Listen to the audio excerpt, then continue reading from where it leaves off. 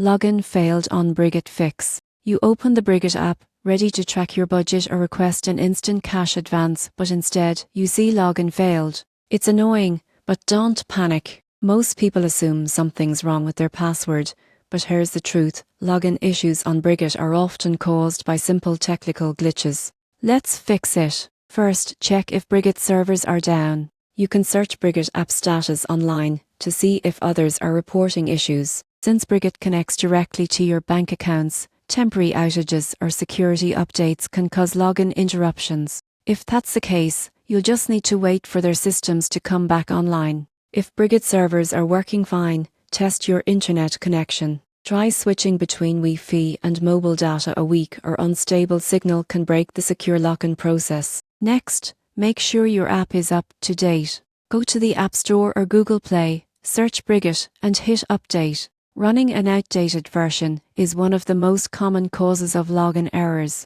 If updating doesn't help, clear your cache or reinstall the app.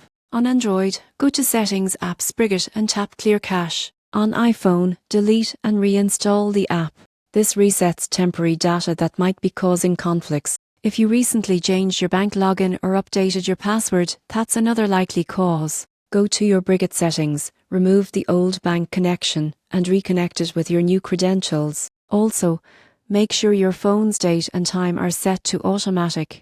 Encrypted logins rely on precise timing, and an incorrect clock can cause Brigit to reject your login attempt. Finally, turn off any or ad blocker you might be using. These can interfere with Brigit's secure servers. Once you've updated, refreshed, and reconnected everything, try logging in again. It should work like normal. So, if Brigit ever says login failed, don't worry. It's rarely serious. Just follow these simple steps, and you'll be back accessing your account and managing your finances in minutes.